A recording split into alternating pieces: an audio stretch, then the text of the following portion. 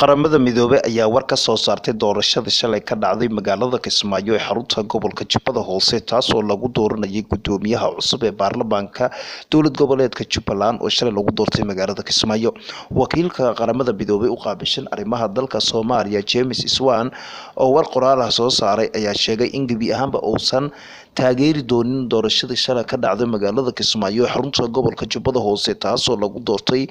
gudoomiyaha baarlamaanka maamulkaasi kaasoo ahaa gudoomiyihii hore ee isla markaana markii labaad ku soo baxay doorashada dowlad goboleedka Jubbaland.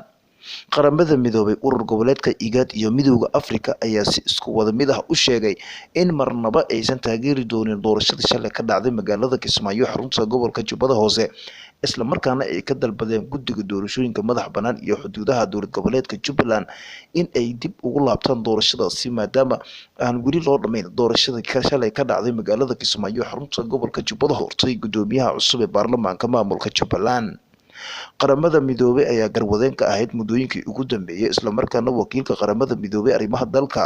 oo dhawaan booqasho uu ku tagay magaalada Kismaayo ee xarunta gobolka Jubbada Hoose kaas oo kulamo la qaatay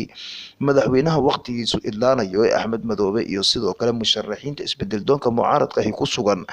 magaalada Kismaayo kuwa kulamadooda aysan naqan kuwa miro dhala.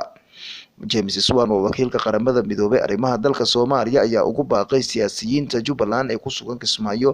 in ay u istaagaan xalinta tabashooyinka ay tabanayaan musharaxiinta aan weli isdiiwaangelin ee ku sugan magaalada Kismaayo ee xarunta gobolka Jubbada Hoose kuwaasi oo dhaliil badan ka tabanaya iminka waqtigiisu si ilaanaya ee ka ariminaya deegaanada maamulka Jubbaland.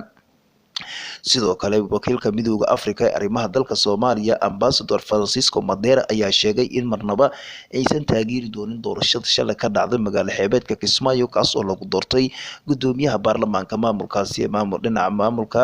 madaxweyne Axmed Madoobe. sidoo kale arintaasi ayaa waxaa si weyn uga biyadiiday isla markaana war qoraal ah ka soo saaray dowladda federaalka Soomaaliya ayadoona sheegtay in marnaba aysan aqoonsan doonin maamulkii shalay lagu dhisay magaalo xeebeedka Kismaayo kaas oo lagu doortay gudoomiye cusub kaas oo yeelan doona baarlamaanka dowlad goboleedka Jubbaland. Wasaaradda arrimaha dibadda ee Soomaaliya ayaa sheegtay in marnaba aysan dowladda Soomaaliya aysan aqoonsan doonin wax walba aysan dowladda raali ka ahayn in lagu qabto magaalo xeebeedka Kismaayo. Sidoo kale arinta doorashadani ayaa waxaa si weyn uga soo horjeestay isla markaana warbaahinta la wadaagay musharaxiinta isbedel doonka mucaaradka ah ee ku sugan magaalada Kismaayo kuwaas oo gaashaanka u daruuray isla markaana sheegay in saacadaha soo aadan ay dooran doonaan gudoomiyaha baarlamaanka dowlad goboleedka Jubbaland. waxaa weli taagan mid ku taaga ka soconaya magaalo xeebeedka Kismaayo kaas ay wadaan